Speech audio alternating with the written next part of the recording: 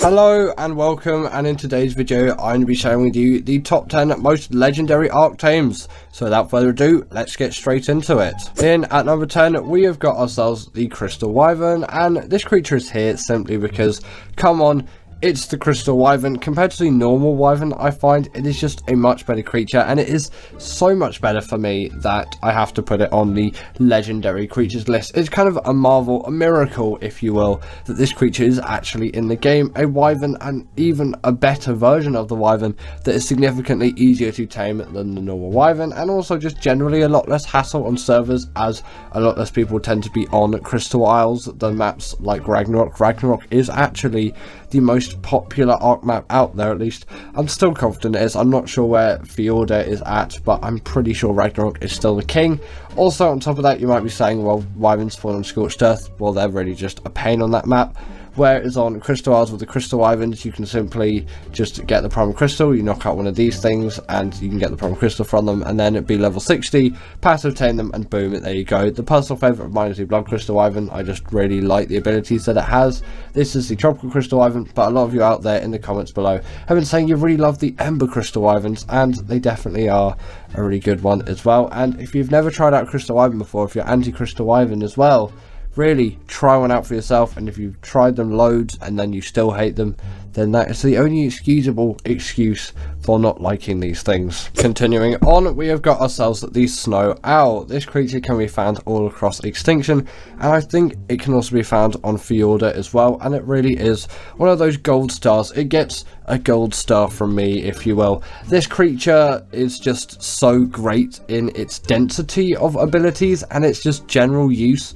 Like, PvP players can use this thing, PvE players can use it. It's not very one-sided, it's so versatile in all of its features. Namely, it is a glider, which means you can really rack up some serious speed with this thing. It does definitely help. Yes, Managamas have a lot of speed on them, but still you can actually gather quite a significant amount of it with a creature like this. You're not really missing out too much. They can't quite get to the same speeds, but still there's a lot more control I find in a creature like this, at least at my current skill level with flying Managamas. They also do kind of have a UV heat seeking. It's not UV, is it? It's infrared. It would be for heat. Either way, they have a infrared heat seeking ability where they can see heat coming off of any organism, and I'm not sure if just general hot things like lava show as well, but that should just be pretty obvious anyway. You can kind of use it like a night vision camera as well. Also, if you level up down on these things, not only can they fly longer distances, but you can also heal up creatures with them, which again is just going to make these things really nice to use. It is ideal to have a creature that can heal others in this way. Like, yes, the Daedon does definitely do a good job at healing creatures, but I find the Snow Owl just has it better. And also with Snow Owl pellets being useful for gadgets as well to get some insane loot out of them, they really are so versatile, and you should definitely use one of these things at some point, considering just how easy they are to tame. So, a fan favourite of many at the moment, and obviously just ever since release. It's not really a trend thing. This has always been at the top of many lists ever since it was launched. I'm not actually sure when. It's a 2023 creature. It released at some point in that time. I think later on in the year, but it could have been earlier on as well. Again, my mind is really not the most up to date with things like this.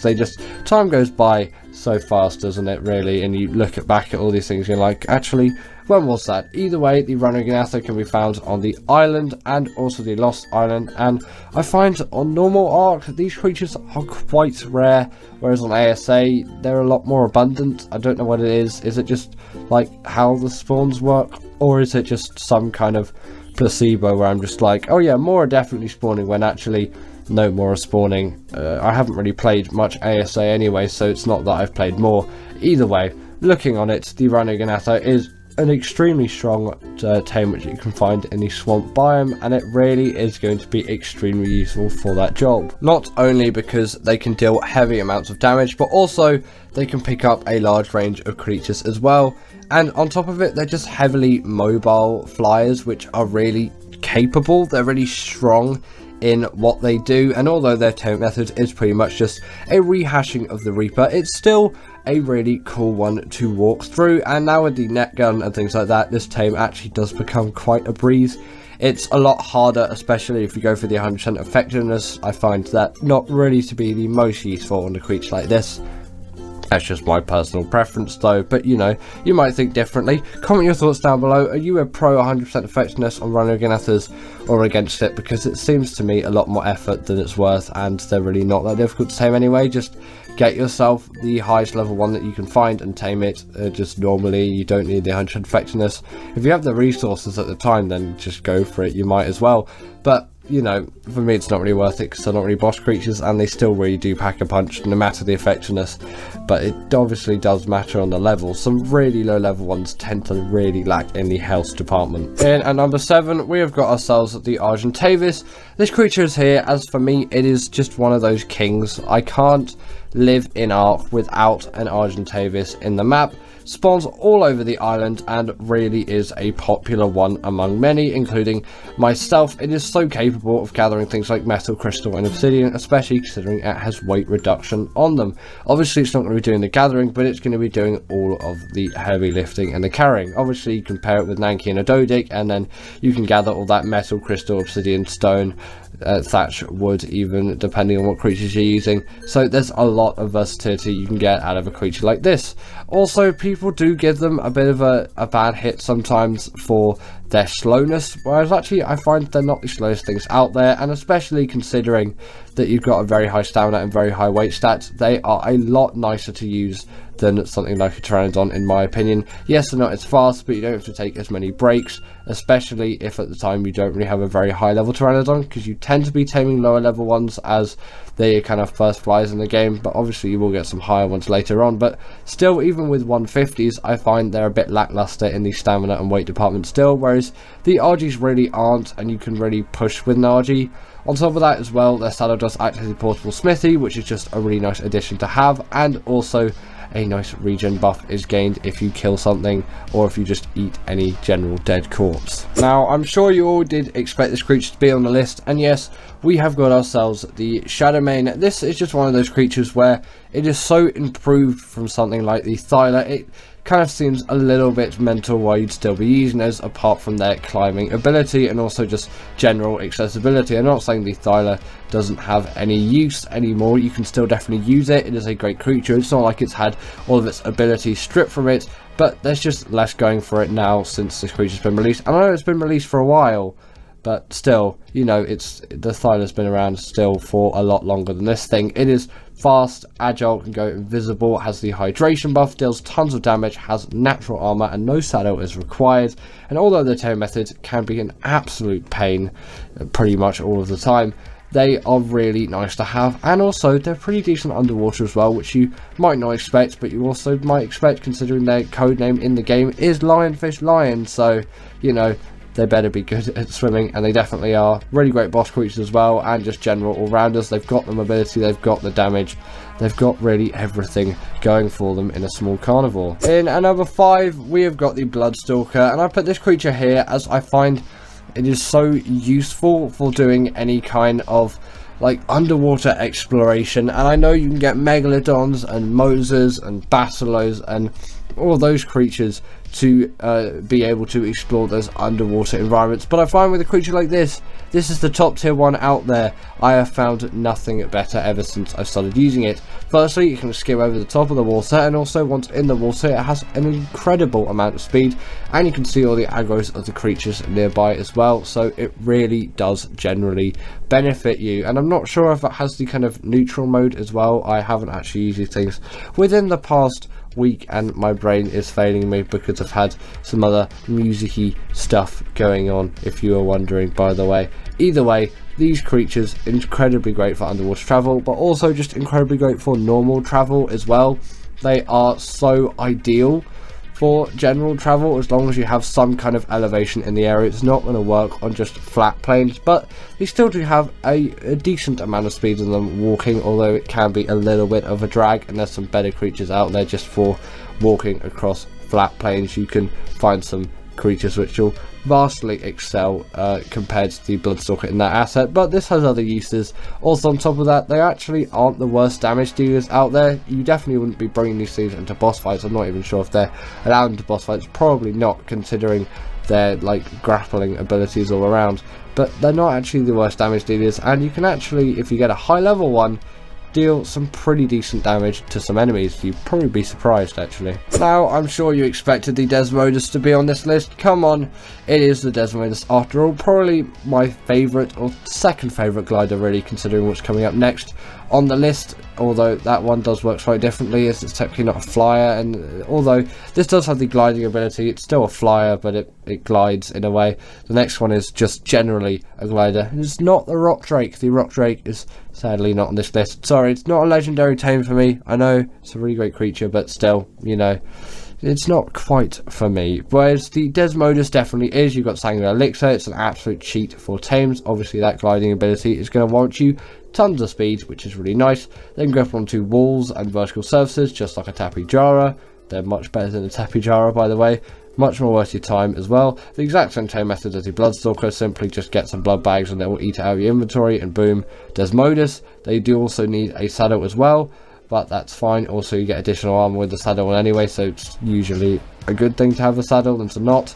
Also, on top of this as well, they can go invisible and pick players off riders too with absolute ease. In at number 3, we have got ourselves the Maywing, and this creature really did have to be here for me. Come on, it is that cute platypus glider which has an incredible amount of speed and incredible amount of use in the traveling aspects. They really are OP creatures for this, especially considering you can get them around the time that you'd be getting yourself a raptor. They are some of the most OP creatures considering how early on you can get them in the game, and if you have access to them, I implore you, please get yourself some Maywings and start training on them and get good at flying them. They might seem a little bit difficult and a little bit clunky, a little bit quirky at first, but trust me, once you get used to them, you are never going to want to turn back from these things. They are the ideals, and it's actually nice when you just transfer one onto your server in ASA. There's just a lot more that you can do on the island once you've got a Maywing on the map. Just travelling is so much easier. You thought Pteranodon was fast.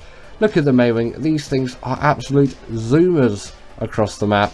Not on the generation standard though, that's a different thing. Either way, also these things act as a portal feeding trough as well. Just great if you like your breeding. Also, these things can skim across the top of water, and they're pretty good barrier gatherers as well with that cute belly flop of theirs. Really useful, great legendary tames. In at number 2, we've got ourselves the Reaper. This creature has to be here for me. Come on, it's the Reaper.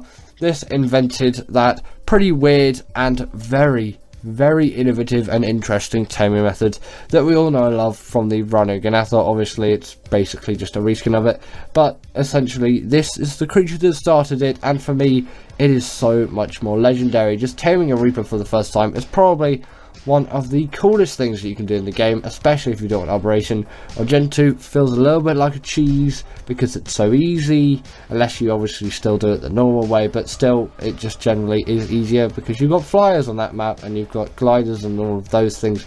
I know you have the Rock Drake on Operation, but still you're very limited for traveling creatures on that map, and they're so deep down under in the depths that it really does add a lot of good sense of progression once you actually finally get one of these things. And even once you tame one, or once you're impregnated by a Reaper Queen, you still want to come all the way back up into safety, and it's just such a long endeavour but such a fun one, and I definitely implore you to do it. Once you've got one as well, you can deal tons of damage. You feel on top of the world. These creatures are definitely well worth it. Yes, you've got Gigas and Crocodontosaurus, and they're legendary in their own way, but not as legendary as the 10 creatures on this list, and certainly not as legendary as the Reaper King. And finally, in at number 1, we've got ourselves the Deinonychus. This always tops the list for me. I don't know what it is about this creature, but I do, obviously. It's on here in at number 1 spot, and I'm going to talk about why I love it so much, but it's so interesting how this creature has really gripped me as an Ark player. Firstly, they've got tons of speed and mobility. It's insane actually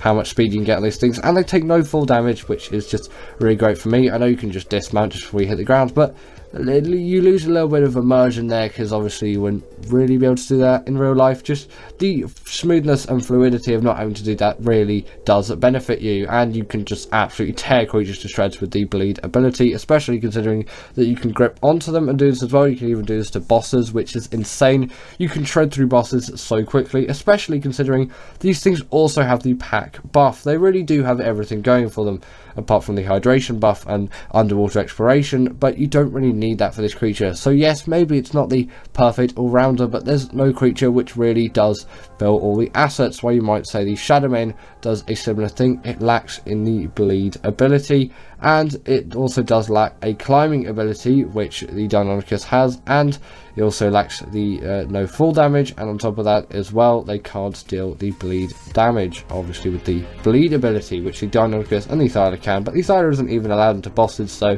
we're going to outrule that one completely. So yes, the Deinonychus really is the most legendary creature for me. Very easy tames as well, and so worth it. Out of every creature in Ark, this is the one which I will be taming the most. At number 10, we have got the Galley, and I'm sorry to all Syntac lovers out there, or just Galley lovers out there, or maybe Syntac himself if he's even watching this video, because the Galley is a staple creature for him, but for me, I really just don't like this as a creature. It doesn't really have much use to me, and it is so irritating and annoying to tame. Not necessarily just because it is a difficult tame, it's not actually a hugely difficult tame, apart from the fact they die so often when taming one. You'll need trank darts instead of trank arrows. If you use trank arrows, you're just going to kill one of these things. Once you have one, their weight isn't actually that great, so you're probably not actually going to be able to get loads of resources across the map at the speed that a Gallimimus can just go at default, because this is their default speed. Yes, albeit pretty quick, but still, considering their health and their feebleness in everything else, they really just aren't a good creature, and they're not worth the tame whatsoever. And their saddle was actually kind of expensive for what they do as well, although that doesn't make a bad creature. It's just another deficit again, which again makes these creatures just even less enticing to use for me. You can always just use like the Procoptodon, which was just there.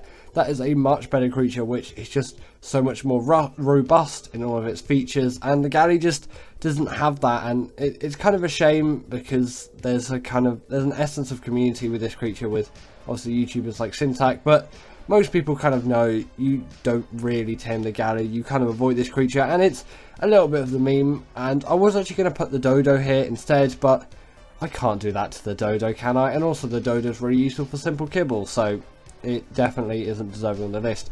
Unlike the AI list, which put the Dodo right in the #1 spot.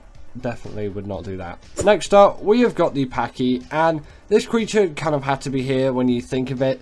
Like, this creature is so unnecessarily long to tame with its actual tame. It's not very difficult tame. It's not like the process is complicated. It takes ages to tame these things, and they're not even particularly useful. They can't even gather berries, and their kind of one use could be dealing torpor, but it's in such a controlled little area, and also it'll do more damage than actual torpor. They still don't deal a lot of damage anyway. It's just not worth using these creatures for that use, and they're just really slow and not particularly useful for absolutely anything. If they're a berry gatherer, then maybe it would improve a lot, and possibly I'm being pretty dumb, but I have never been able to gather berries with these things, and I'm pretty sure you can't. If you could, then tell me down below, and my opinion might change these things slightly, but still, I really don't think they're good tames. It's just a waste of a position. Get yourself a parasol that can gather berries, and they are so much of a better creature in the early game.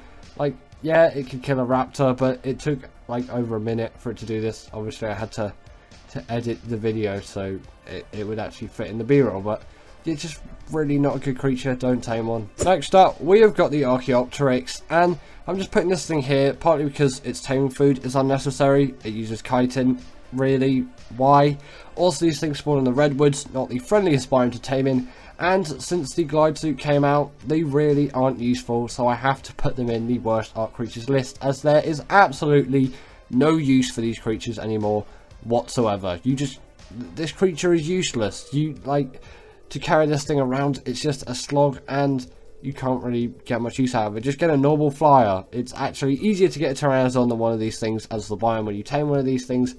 isn't particularly friendly, and a Pteranodon is going to be so much better than this creature, or even like any just flyer or glider. It's going to like wipe this thing out of the park. There is no use for this creature to be in Ark. But also, the cinema crops exist, so this doesn't need to be here. At number 7, we have got the Microraptor, and again, we kind of have a useless creature. This thing can't really do anything in particular at all, and obviously, maybe, yeah, you could use it to knock players off a mount. There are just better creatures like the Desmodus can pick players off a mount, and it still is quite a finicky use case, and it doesn't work very well or effectively. There really is not a huge use for these creatures to be used in that scenario, so they're just pretty obsolete, and again, not the friendliest to tame because they often come in packs, and they're just an absolute pain to deal with, kind of like Palovias, although Palovias do have a slight use, so obviously I'm not putting the general Palovia on this list. They don't need to be here.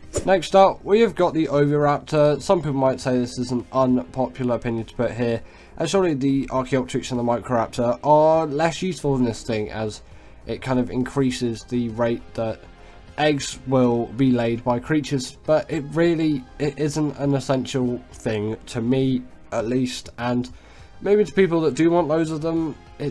I have a feeling it's not going to make the biggest difference. Maybe the Oviraptor is an insane creature to you, but the taming method is pretty unnecessary, and I really don't like these things as a creature, and I think their use case is kind of pretty useless, like the Dimetrodon and incubating eggs. Just use air conditioners. I know there isn't really an alternative for this creature. I just think it's really useless. Next up, we have got the Uranio, and this creature is so useless. Like, its tame method is a really annoying passive tame, and on top of that as well, it just really doesn't have much use of a creature.